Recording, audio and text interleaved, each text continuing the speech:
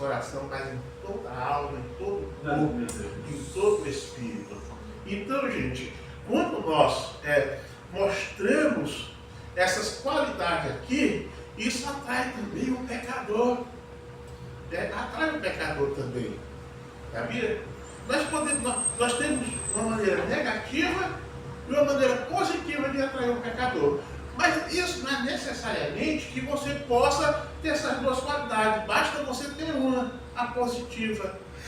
Mas existe a qualidade negativa, que atrai os olhares para quê? Para a crítica, para afastamento.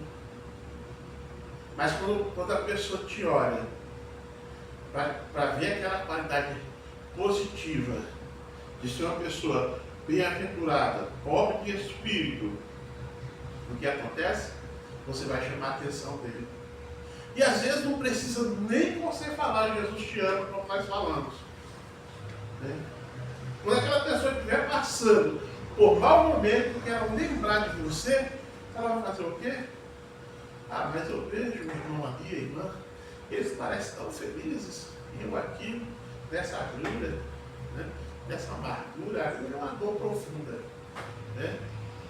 Aquela dor que fica lá no recôndito da alma, na parte mais profunda da alma. E aqueles irmãos parecem que não têm amargura, são felizes. Eu vou lá para ouvir, eu vou lá para ver de perto. Então isso é o estado daqueles que atraem as pessoas por causa do reino de Deus que habita nele. Vocês lembram que Jesus falou, olha, o reino não vem com aparência.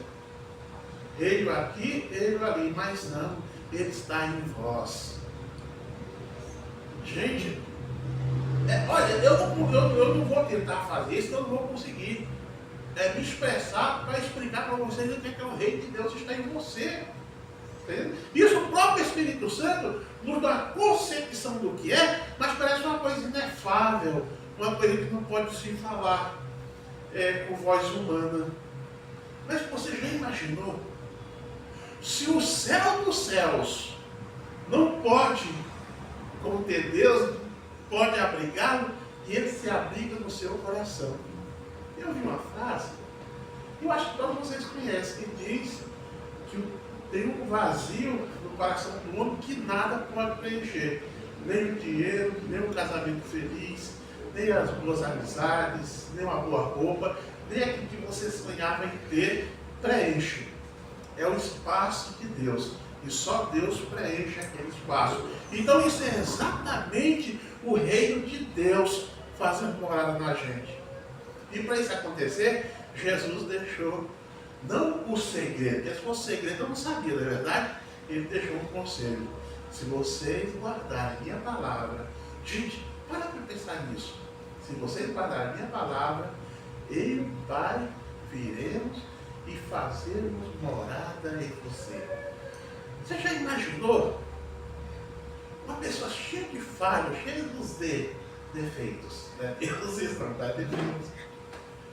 E Deus olha para você e te vê como uma pessoa tão especial que Ele vem fazer morada em você. Ele vai habitar em você. Você vai ser chamado o quê? Templo do Deus vivo. Aí Paulo vai mais além e fala, Deus não habita em templo feito, construído por mão humana. Ele habita no coração do homem a quem Ele criou. Então, meus irmãos, quando nós nos deparamos com isso, eu fico maravilhado, irmãos. Sabe? Às vezes eu estou lendo, a minha esposa está lá fazendo alguma coisa, aí eu tenho que dar disfarçadinha para cegar o olho, para não deixar ela perceber que está vergonha danada, a pessoa, o homem chora, está mais que eu também, chorar na frente de outra pessoa, tem que chorar escondidinho, cara. E o que acontece? Agora vamos para o número 3, número 4, olha só. Bem-aventurados que choram, porque eles serão consolados. Não se desespere com o seu choro, meu irmão, minha irmã. Você está passando por um momento difícil, que você está chorando, o consolo vai chegar. Isso é a palavra de Deus que promete. Tem que estar aqui, ó, capítulo 5 de Mateus, verso 4. Bem-aventurado aqueles que choram. Esse aqui foi o que quis acrescentar, tá? Bem-aventurados que choram, porque eles serão consolados. Está entendendo? Deus não vai te desamparar. Esse choro não é para te desonrar, não é para te colocar na cova, não é para te prender, não é para ninguém te humilhar. Esse choro é porque Deus vai te consolar e vai te exaltar. Aleluia! Bem-aventurados que choram. E nós reclamamos por quê? Porque choramos. Né? Às vezes a gente vira a arara despenada com só por uma afronta, em vez de chorar, né? Seu tempo, é que eu sou crente. Mas se eu me der 5 minutinhos para mim, que eu já resolvo o assunto. E o Senhor fala, meu filho, vai chorar. Porque não é os que se viram que são bem-aventurados. É os que choram que vão ser consolados. É aqueles que sofrem a amargura, mas mesmo assim estão andando. É aquele que a pessoa maldiz ele, persegue. Aquele que a pessoa tripudia dele. Mas ele fala, em nome do Senhor Jesus, eu vou orar por esta vida. Ela vai se converter. Está entendendo? Aí o Espírito Santo começa a te consolar, mostrando porque você sofre essa afronta, porque o mundo não pode te compreender, porque como o mundo rejeitou a Jesus, ele também nos rejeita. Está entendendo? Portanto, meus irmãos, se nós chorarmos, nós estamos do lado de Deus. Se nós nos revoltarmos, aí nós vamos ficar numa situaçãozinha não muito boa, né? Mas o conselho do Senhor é as lágrimas. É as lágrimas. Você já ouviu falar que lágrima não se cura? Na Bíblia, Ezequias chorou. Quando o Senhor falou, olha, Ezequias, eu não vou te curar. Vou parafrasear o texto, tá? Aí eu acho que até Deus de Isaías. Olha, Ezequias, eu não vou te curar, não. E eu vou te dar uma notícia que não é bom para você, não. Essa doença vem para te matar. Não foi Deus que decretou, como muitos dizem, tá? Não foi Deus que decretou. Era aquela enfermidade ia matar ele. Ia aceitar a vida dele. E não é por isso que é bom. Quando eu vejo vocês falando de oração aqui, que vem às 6, que vem não sei que hora, tem intercessão. Por isso que é bom essas orações. Porque parece que elas ficam depositadas no plano. É verdade? E as boas ações também. Aí Ezequias faz o quê? Chora. Ele foi o quê? Consolado com a cura e ainda ganhou mais 15 anos de vida. Né? Gente, o céu é um paradigma, é o que o paradoxo melhor. É perdendo que se ganha. Olha só o que Jesus fala, não parece uma coisa do maluco? Aquele que perder a sua vida, achá-la. Aquele que achar a sua vida, perdê-la. Ou seja, aquele que perder a vida por amor da pessoa de Jesus, achou a vida. Aquele que achou a vida sem amor a Jesus, perdeu. É um paradoxo, irmão. Então, meus irmãos, tudo isso é para que nós entendamos o quê? Que nesse mundo nós vamos ter aflição, mas nós seremos consolados. E o reino dos céus a nós pertence. Está entendendo? Eu sei, irmão, eu sei, todo mundo aqui tem o seu momento. Está entendendo? O que acontece? Uma coisa é você ser praticante daquilo, uma coisa é você passar um momento. Entendeu? Às vezes você já está preocupado com seus mundos a fazer no dia, já xingou uma criança, bateu na outra, botou outra de castigo. Aí o irmão chega e vai. Aí você explode. Foi um momento, depois vai para o Senhor, chora. Isso não quer dizer que seja uma prática sua, mas foi um momento. Mas Jesus perdoa. Jesus, irmão, se nós chegarmos diante do trono do Senhor com sinceridade no coração, Ele vai ver as nossas lágrimas. Ele vai ver as nossas lágrimas. Porque uma coisa eu falo, uma coisa que eu vejo. Quando chego a me desentender com a pessoa, quando eu vou orar, eu já passo isso por experiência própria, eu já oro pelaquela pessoa para não ter uma barreira entre eu e ela. Eu tive um probleminha com 2 pastores presidentes. Por um eu orei. E voltei a ser amigo dele e amigão mesmo. O outro eu não orei, né? E toda vez que eu pensava nele, eu parecia um sapo cururu, sabe? Eu falei, Jesus, eu orei por um e o outro fora. Aí dava aquela oradinha no meio de tanto, quando lembrava, o Senhor foi me purificando. Então, meus irmãos, tem um probleminha com alguém, não guarda no coração, ore por ele. Porque eu vou falar uma coisa para vocês, eu falo de experiência própria. A pior coisa que tem é você estar orando, você lembrar do cidadão e não orar por ele. Sabia disso? Experiência própria, tá? Então, nós devemos, eu vou acrescentar aqui alguma coisa, não na escritura, mas no meu comentário.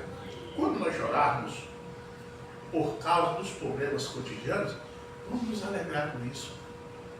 Quando você chorar porque você soube que alguém falou alguma coisa de você, te caluniou, quando você chorar por causa de uma pessoa que está te perseguindo, fica alegre por isso. E olha para você e fala para ele, como os apóstolos falaram, Senhor, graças a Deus que eu sou digno de ser caluniado por tua causa. Eu sou digno de chorar por causa de ti. Eu sou digno de chorar por causa do rei. Está entendendo? Aí se alegre por causa disso. Porque aqueles que choram serão consolados. O verso 5, quando nós terminarmos, é o 5, olha, bem-aventurados os mansos, porque eles herdarão a terra. Olha só, gente. Isso aqui também se compara com os medos de Paulo de Espírito. É aquele, Paulinho, que eu chego para você que afronto, aponto o dedo na sua face, falo gatos e sapatos e você fica sereno. Embora que venha aquela vontade, sabe, de revidar, mas você, Senhor, misericórdia, sustenta-me nas tuas mãos, para que eu não exploda, para que a coisa não venha ficar pior. Né? Olha só, bem-aventurados os mansos, porque herdaram na terra. Meus irmãos, essa mansidão aqui, nós devemos tirar uma liçãozinha aqui de um cidadão também que era servo de Deus. E com certeza ele passou mais perrengue do que nós, passou mais dificuldade do que nós. Porque nós lidamos um com os outros. Era um contra um que eu falo assim, irmão, não de confusão, mas da convivência, é 1 a 1, ou melhor, né? Nós nos dirigimos aqui 1000 pessoas, correto? Moisés. Meus irmãos, por que tormento esse homem passou? Queriam apedrejar ele, queriam destronar ele, dizendo que ele era mentiroso, que Deus, por que Deus escolheu só ele e o irmão dele, a turma lá que a terra engoliu, é o Corá, né? Coré, né? É isso? Está entendendo? Quando ele manda os espias, que volta os espias e faz aquele alvoroço sem necessidade. Aí tem 2 cidadãos mansos lá também, Josué e Caleb. Está entendendo? Ó, eu costumo olhar para isso. Porque daí eu tiro força. Eu falei, esse rapaz aqui passou muito mais problema que eu. O que está acontecendo aqui não é nada.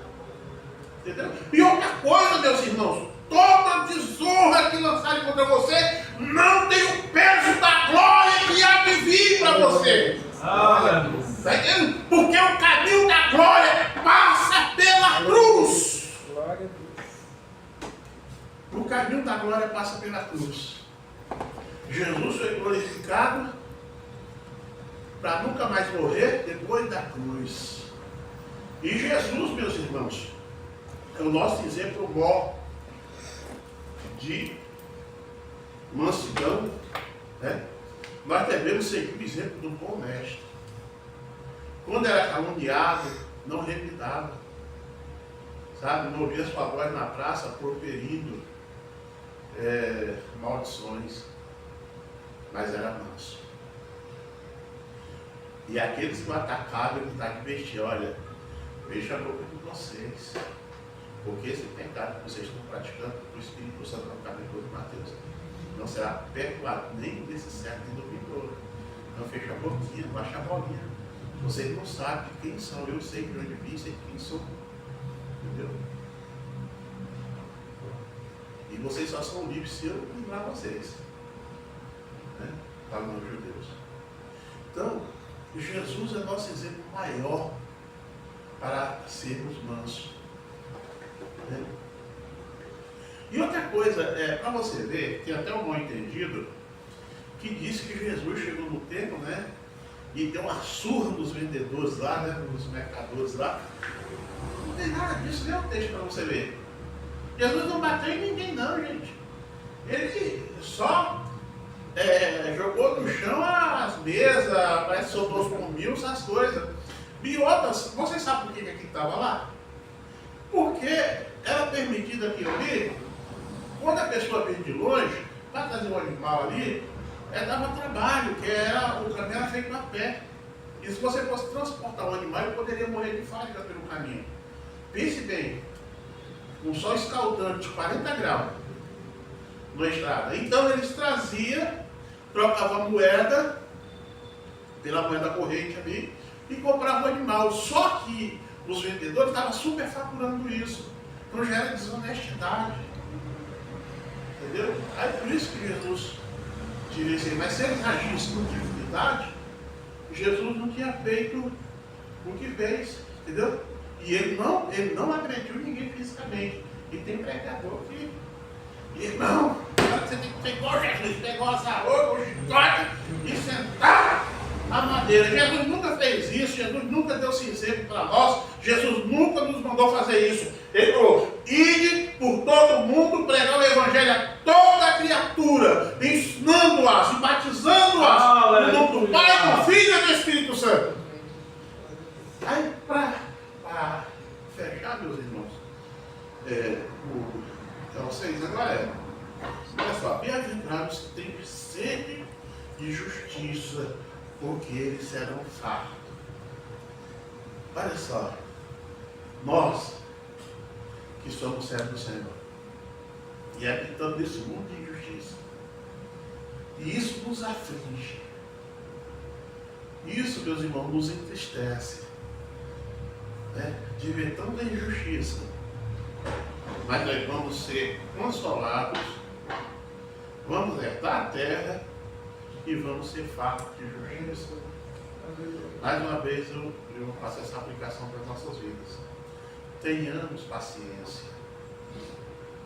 Aquilo que você fala, Senhor, eu não mereço tanta injustiça. Aí o Senhor fala no seu coração, meu filho, só um pouco gostinho de tempo que há de vir virá e não tardará. E eu vou te consolar.